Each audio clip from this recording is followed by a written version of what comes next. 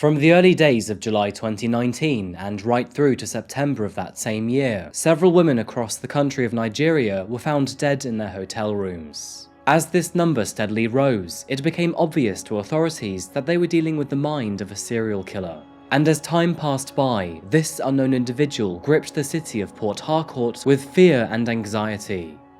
Good morning, good afternoon, or good evening, folks. My name is Adrian, and welcome back to another video by Coffeehouse Crime.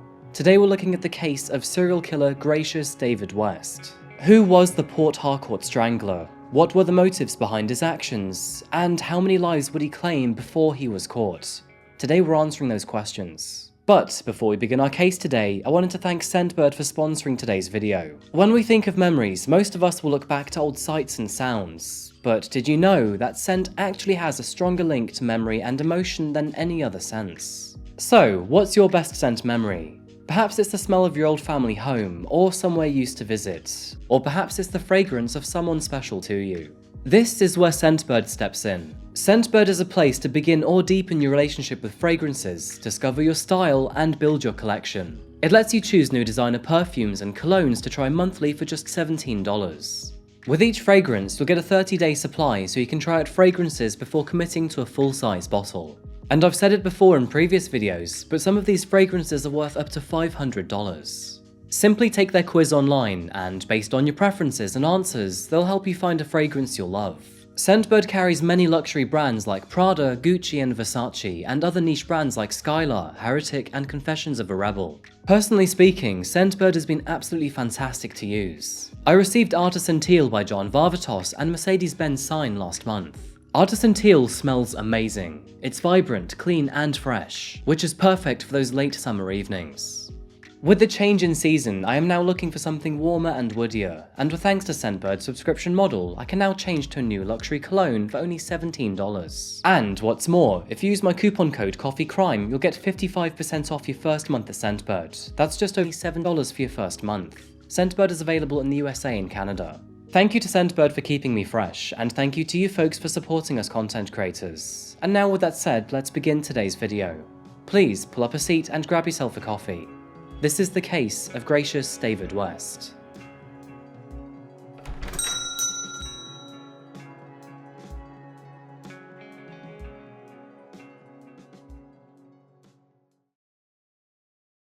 Welcome to another country new to Coffeehouse Crime.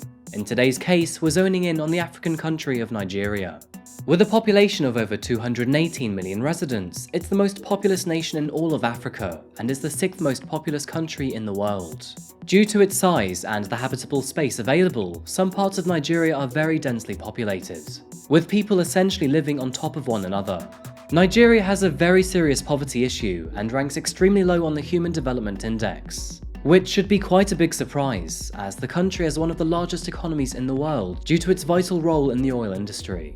Sadly, this exploitation and disparity in wealth gives Nigeria the very unfortunate reputation of a highly corrupt nation. While all this seems to be very negative, Nigeria's people are known to be welcoming, friendly, and willing to show others their true culture. That's the natural and authentic Africa, and not just what you see in the news or online. In this beautiful yet turbulent country, we find the city of Port Harcourt, which is found located along the southern coast. Now, Port Harcourt is famous for its petrol-based economy, and following its petroleum production and export surge, the city has some of the most polluted air in the world. Grab your face masks if you're traveling here, folks, as residents often complain about airborne black soot, which lands on and stains their clothes. Sadly, this goes even further, as almost everything outside is prone to coating by the substance. And addressing the worst possible consequence, yes, this can also mean your lungs. Due to this pollution, residents are often encouraged to take any outdoor activities indoors. And a recent study found that, during a 15-month period, 240 of those days were considered to be unhealthy, with an additional 85 classed as very unhealthy, and 13 days classed to be hazardous. But at one point in time, this wasn't the only thing to be on the minds of all residents living in Port Harcourt. It is in this city, amid its usual unrest, that citizens and the general public began to notice a rather concerning pattern emerging. Now, this channel is no stranger to highlighting stories from all over the world, from Greece to Australia, and from America to the nation of Japan. And unfortunately, a substantial percentage of these murder victims are women. Sadly, this statistic is very familiar in Nigeria, and femicide is one of the country's most common forms of violence. Our case today is no different, and what began in June of 2019 was an alarming discovery in a small hotel room in Port Harcourt. It was yet another typical working day, and while general housekeeping was on duty, they came across something rather gruesome. With no answer from their guest after knocking on the hotel room, they cautiously entered. Assuming the room was empty for the day, they turned the light on to begin their daily duties. And what shone below, face down, was the body of a woman. Tragically, after paramedics arrived, it was confirmed that the woman was dead. Her ankles and wrists had been tied, made of bindings from the hotel's pillowcases. Now, clearly this was no accident, as the bindings would have been impossible to do alone.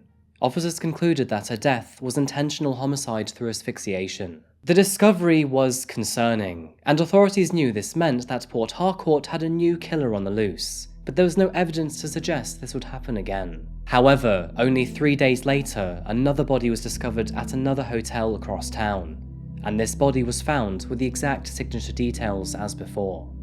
It is in this moment that River State Police realized they were not dealing with one random killing. Instead, it became apparent that both of these deaths were at the hands of a spree killer. Whoever it was, they were relatively sophisticated in covering their tracks. They had left nothing behind at the crime scene, and investigators were at a total loss of where to go from here. The only pattern they could find was the killer's means of murder, and after looking into the backgrounds of both women, officers learned that both were sex workers.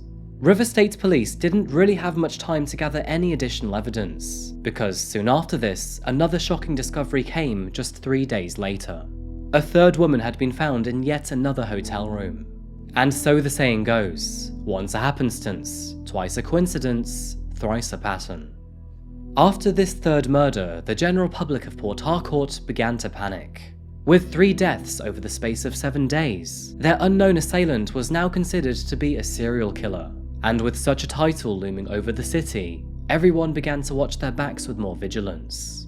But who exactly was responsible for killing these women? What was the motive behind their actions? And would they strike again? People were genuinely scared for their safety. The city of Port Harcourt began to feel unwelcoming, and the once friendly atmosphere slowly transformed itself into a stoic landscape. The frightening news swept through salons, workplaces and food stalls alike. Everyone was aware of the so-called woman killer, who remained unknown and on the loose. And slowly over time, whoever this person was became known as the Port Harcourt Strangler. Police were quite brutal with their preventative measures. They warned the Nigerian Hotel Association that they would shut down any hotel found to allow more killings. Now, this may seem harsh, but considering 3 murders had occurred without any trace of DNA, with no surveillance footage, and with no leads to the suspect, police were at a loss. However, the aggressive ultimatum had no effect on the killer, and as the weeks passed, several more hotels were shut down overnight. In the short span of 7 weeks, the number of victims climbed to a total of 6, and the people of Port Harcourt grew scared, frustrated, and angry. I mean, to be fair, you can hardly blame them, as authorities seemed to be getting nowhere after several deaths. And of course, the city's hotel industry nosedived over the period of this time. Public protests were large and full of energy, and several women's organizations rallied against the police for immediate action. We're here to protest the fact that we're losing our mothers, we're losing our daughters, we're losing our sisters, we're losing our wives. It is starting with women in River State. It can move to anybody. We are concerned because it appears to us that no action has been taken. Protesters believed that the police were not trying hard enough to track down their killer. Many thought it was because his victims appeared to be sex workers. And although that factually may be true, technically no one was safe. It was during the month of September that this situation began to worsen. Police still had no leads, and even after demanding higher security at the city's hotels and appealing to the public, no fresh evidence came to light. I would like to encourage each and every member of the society to trust the Nigerian police force in the fight against crime. It cannot be left in the hands of the police or security agencies alone. It's a business that all of us needs to be involved. And one way to be a part of it is for us to learn to trust the police with every bit of information that can help us in addressing the situation. You can trust us with every bit of information, and I assure you that we will work with it diligently to solve whatever crime situation that is out there. We can be trusted. Rivers State Police claimed to be making a full effort to find their assailants. However, they had nothing to show for it. And between the dates of September the 13th to September the 16th, an additional 3 women were found to be murdered in hotel rooms scattered across the city. Retaliation against all staff was swift and aggressive, with all managers and receptionists of these hotels being arrested and charged in court for allowing these killings to happen.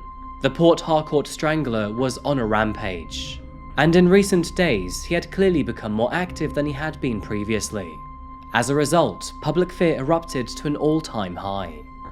However, just as this situation was coming to a boiling point, the case's first key piece of evidence finally came to light, and no surprise, it wouldn't be the police that discovered it.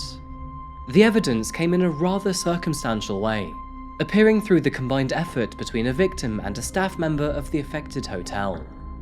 The 18th of September 2019 was an average Wednesday night. The evening was quiet and nothing was out of the ordinary. But that was when, at a local hotel in the Ogbo local government area, the hotel manager heard a faint yet chilling scream coming from down the hall. Being aware of the current situation, the hotel manager immediately ran towards the direction of the scream. He took to the hallways before centering in on a single room. He was adamant that the noises he could hear behind this door were made out of terror, and so, using his master keycard, he unlocked and barraged his way through. Opening the door, he witnessed a man outside of the bathroom door. A woman could be heard screaming from inside the bathroom, while the TV was loudly playing from within the bedroom. The unknown man was shocked to see him. He ran from the room before the manager mustered up any thought to block him, and before he knew it, this stranger had run into the dead of the night. Tentatively knocking on the bathroom door, a distraught woman emerged, and after her initial panic was over, she was able to explain what exactly happened. The woman explained that although she had never met him before, he promised to pay her good money if she agreed to stay with him for the night. The plan was fairly straightforward. He wanted to order food at the hotel, watch TV, and then see where things went. But at one point in the evening, she realized that the TV had been turned up to a very uncomfortable level. While searching for the remote control, she pushed her hand under his pillow, and that's when she felt something cold. Lifting the pillow, she found a knife, and she immediately knew that something was very, very wrong. The woman tried to compose herself as she calmly stood up and made her way to the bathroom. She then locked the door, opened the window, and began to shout for help. And of course, that's when the manager heard her screams. This action, along with the ability to think calmly in a dangerous situation, may very well have saved her life. As it turns out, she was the first victim to evade this unknown serial killer. But now, officers had a more pressing issue on their hands. Although they had some information on the man, he was still active and on the loose. Lucky for Nigerian police, but this hotel had abided by all rules put forward and installed surveillance cameras across the vicinity. They had even taken his name and phone number during check-in, which gave authorities even more to work with. The man's name was David West. Surveillance footage captured him checking into the Velberg Imperial Hotel along with his nighttime companion. And, believe it or not, the idiot actually used his real name during the check-in process. David West was a local 40-year-old man who lived locally in the Port Harcourt area, though it wasn't unusual for him to travel all over the wider River County area. Born in 1980, he grew up in the commercial fishing town of Baguma. He was an only child from a polygamous relationship, and barely spent any time with his father. So, here is some more background geographical history. Baguma is known for its fishing lakes, rivers, and beaches. However, it's also an oil-producing community, which historically has caused many problems amongst its people. The town actually had its own oil militants, who were hell-bent on keeping their oil away from other extractors. This is because Baguma is part of the Nigerian Niger Delta, which is a petroleum-rich area of the country. These militant groups operated out of the mangrove swamps in the area, and to emerge out of these groups were several divergent gangs. all of which planned to gain some of the wealth for themselves. One of these gangs was known as the Greenlanders, an adequately armed mafia-style street gang, and one of those members was no other than David West. David chose violence throughout his adolescent years. He pledged his allegiance to several gangs, partook in petty thievery, and was most likely involved in many other types of crimes. So, the fact that David was now the #1 suspect in their investigation into the 9 deceased women came as no surprise to authorities. And with his name now finally known, the great hunt for David West was finally on. Hotels across the country were ordered to run through their historical records in a desperate attempt to match the killer's name or phone number to anyone else who stayed on their premises. Records showed that he had stayed at several hotels, often only for one night, but usually this was with another partner. And although many of these visits did not result in a dead body, over 2/3 of these nights involved petty theft or assault. The public was on the lookout, patrols were increased, and hundreds of officers kept their eyes out for a man who fit David West's profile. Safe to say, he was the most wanted man in the city. Authorities increased routine checks on all outgoing vehicles, and eventually, they struck lucky throughout these efforts. After a public bus going out of Port Harcourt was stopped and all passengers asked to exit the vehicle, they found the very man himself. You know, it was actually very easy to identify him, as David was still wearing the same clothes that he was wearing in the surveillance footage. Needless to say, he was arrested immediately, and the Nigerian police finally had their man, and it didn't take long for David to confess to his crimes. After that, we were inside the club. After that, she discussed how much I would pay her. So, after that, we left the club to the hotel. Yes, so what happened when you So after that, we went to the hotel. Yes. I paid for the place. So they took her to the hall. So after they took her, I said, okay, let me be fair to arrange for food. I should eat myself. So they prepared food and we ate. So after that, we slept till when the day broke, by around that 5:30. Yes, 5:30 to let's say 4 or 5:30. So I brought out a knife. She didn't actually know that there was a knife there. So I brought out a knife. That threatened her that I don't shout. If she shouted, I will use the knife on her. So with that fear, she wouldn't shout. And by then the television, so she kept quiet. And after that, I used the wrapper to tie her heads from the back, then tie her legs. Which wrapper? Pillowcase. David would eventually tell officers the full details behind his wicked plans. This included his motives, methods for hunting down women, and how he murdered them. David would find vulnerable women on the streets, who were usually sex workers, and turned on his charm to coerce them into a hotel. He often disguised himself as a rich man looking for some company. He offered these women large amounts of money and the promise of a comfortable hotel room with delicious food. All they had to do was spend a night with him. Now, most of the time, David would do precisely as he promised. That means spending the night with them without killing them. But on other occasions, he threatened his nighttime companion with a knife, took their belongings, or demanded their ATM PIN codes. And of course, on his worst nights, it would end in murder. His murderous modus operandi was always the same. After he lured his companion into the hotel room, the two would order food, eat, and then usually have sex. And after his victim fell asleep, he would strike. Taking the knife from under his pillow and brandishing it in front of their face, he would threaten them, promising that if they screamed or shouted, he would take it to their throat. David often made strips of fabric cut from hotel pillows and used them to tie his victims' hands and feet, and after obtaining their financial information, he would then take their lives. This usually included tying another strip of fabric around their neck and tightening it, and if that didn't work, he would resort to using his own hands instead. Since David was technically homeless, he would often hide his victim's body over the following morning. This was so he could have his clothes cleaned by room service. And after getting whatever he needed to be done, he put their body back on the bed and then left the premises. Following his confession at the station, police quickly informed the public of the news. Now, Nigeria's judicial practices are very different to Western culture. And on September the 19th, 2019, and in a very public fashion, David was paraded around the city of Port Harcourt. He was also ordered to sit on a chair while handcuffed and shackled, publicly repeating his confession through sobbing and tears. Okay, how do you get this girl in the hotel and how do you kill them? Because we have seen similar things. Tell us, how do you do the killing? I buy a knife from this house, kitchen knife. Kitchen knife? Yes, sir. After making love, we sleep for some time. So after sleeping, that's some time, the girl, I'll wake the girl up. But to be unknown to her, when I now use the knife. Then after that one, you told us that you used to ask her about the PIN number of her ATM. Yes. How many girls within Port Harcourt you have killed? How many? 5. I know the hotels. You know all the hotels you killed? Yes. Then I did one in Lagos and one in Owerri and Lagos. Which one you did first? Is it the one in Lagos or the one in Port Harcourt or the one in Owerri? When did you start killing girls? Lagos, it was Lagos. That was where I had money from. The girl had some money that I can 82,000 naira.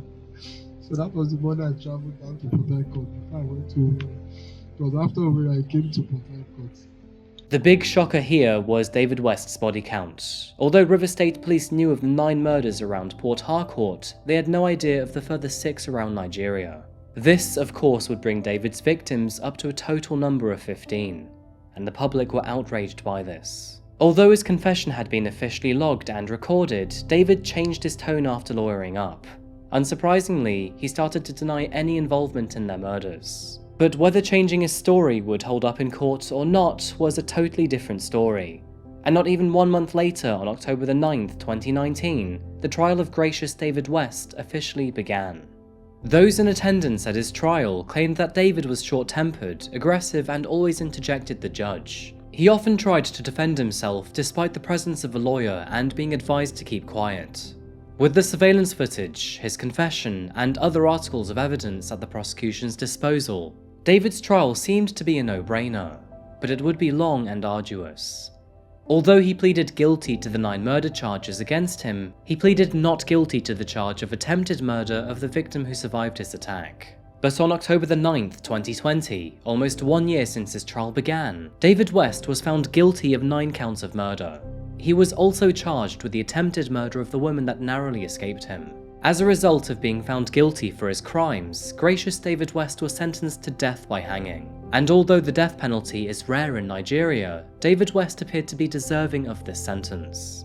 Nigeria hasn't carried out any hangings since 2016, but thousands of prisoners still sit on death row. The public rejoiced at the news, and the vast majority believed the correct sentence had been given. It was a harsh sentence, consequential to the evil actions of a man who claimed 9 to 15 lives. To this day, it still isn't clear how many women were killed at David's hands. But these women are now lost to the world, and very little is known about them. The very tragic news is that for many of them, nobody came to collect their bodies from the morgue, and most of his victims remain faceless ghosts without impression. In fact, only 1 member of all families attended the trial, and after their first day, he never returned. And sadly, the only thing we do know about these victims are their names. Maureen Iwaru, Jennifer Nwakocha, Linda Waripa, Dorcas Francis, Blessing Effiong, Rose Samuel, Kelechi Onawaha, Patience Hamo, and Anthony Ibe. Although authorities seemed somewhat biased towards these victims, as many of them were sex workers, it is very important to remember that that isn't all they were. There's a heavy stigmatization against women in the sex worker industry, and honestly, this needs to be broken down. Every woman had her own life, personality, dreams, and aspirations behind her. For example, Jennifer was studying hard to gain admission into the University of Port Harcourt to study nursing. Alongside her nurturing nature, she wanted to help others in their time of need. But sadly, this would never happen. To this day, David still awaits his punishment on death row, and whether he'll ever actually see the hangman's noose or not is yet to be seen. What we do know is that this man will remain behind bars and off the streets of Port Harcourt for the rest of his days. And that pretty much wraps up another case today by Coffeehouse Crime, folks. Thank you so much for making it this far today. If you found this case interesting or you learned something new, then please remember to like the video and subscribe if you haven't yet. Thank you once again to Scentbird for sponsoring today's video, and if you guys are interested, please remember to use coupon code COFFEECRIME for 55% off your first month. Otherwise, go on then, please leave your thoughts in the comment section down below, and I'll see you again very soon for another video. However, until we meet again, please take it easy on the caffeine, look after each other, and stay safe. Thank you, and goodbye.